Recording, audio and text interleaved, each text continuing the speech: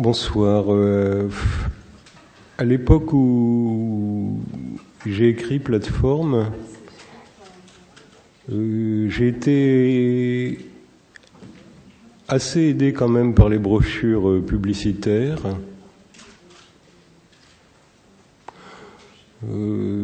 Par ailleurs, j'ai acheté une dizaine de livres, à peu près, traitant du tourisme sous l'aspect économique, sociologique ou psychologique.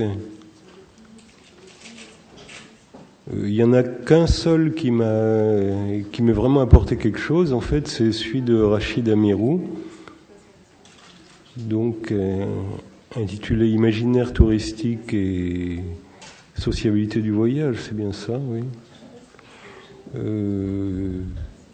Donc ce qu'il dit sur le tourisme dans ses livres est particulièrement intéressant parce qu'on n'a pas affaire à une dénonciation brutale du tourisme. Et plutôt à l'exposé d'une thèse que je vais le laisser exposer d'ailleurs, en gros.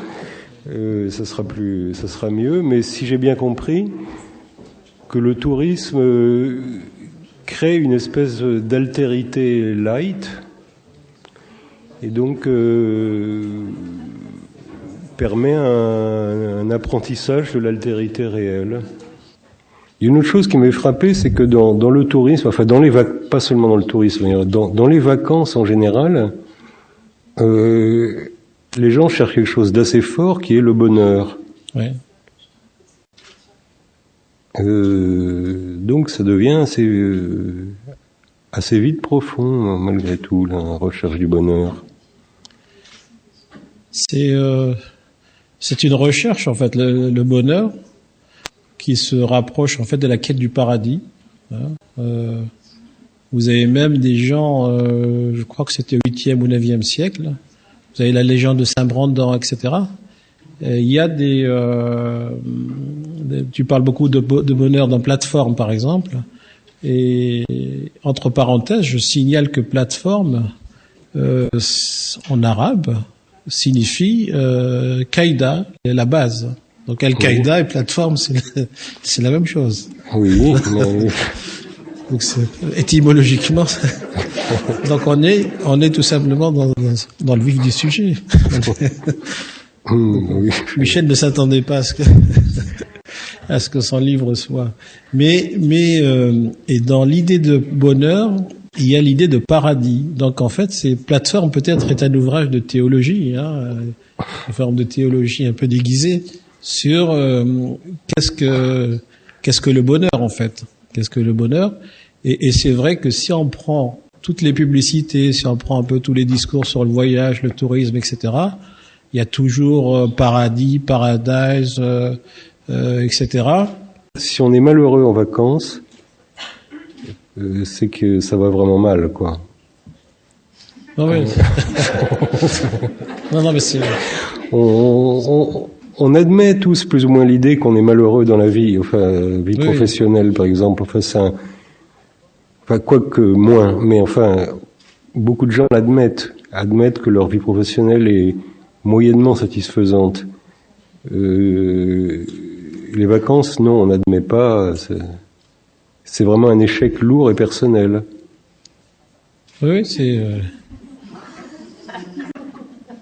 extrêmement. L'idée de vacances est devenue en fait une obligation, un devoir. Hein. Et il y a un devoir de vacances. Quelqu'un qui part pas, il est suspect. Il n'est pas parti. Donc il faut qu'il se justifie. Hein. Il va dire j'ai eu des problèmes, etc. non, mais c'est. Bon, je m'excuse d'être trop à ras de terre. Oui. Il y a déjà une première explication, qui est quelqu'un qui part pas, c'est qu'il a personne avec qui partir. Ah, il y a aussi ça. Mais souvent, en fait, on se dit, en partant, on va rencontrer quelqu'un. Oui. On va rencontrer quelqu'un.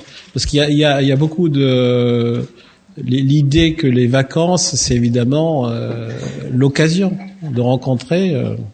Si on revient à plateforme, évidemment, les vacances, c'était le bonheur, mais au sens de la rencontre. Hein. Donc il y a cette mythologie de la rencontre. Je pense que les vacances, c'est un prétexte pour essayer de rencontrer des gens, ou même de se rencontrer soi-même. En fait, des fois, on se perd un peu pendant l'année, de revenir un peu sur soi. Mais moi, je pense que l'idée de rencontrer, elle est centrale, en fait. Mais on n'arrive pas, en fait. Qu'est-ce que rencontrer quelqu'un? On ne sait pas ce que ça veut dire. Même dans une rencontre amoureuse, on a l'impression qu'on a rencontré quelqu'un, au bout de 4, 5 ans, 10 ans, on se rend compte que c'est pas la même personne. Donc en fait, la question c'est, est-ce que, en bougeant un peu, est-ce que par le mouvement physique, est-ce qu'on peut régler des questions métaphysiques? Je sais pas. Peut-être qu'en changeant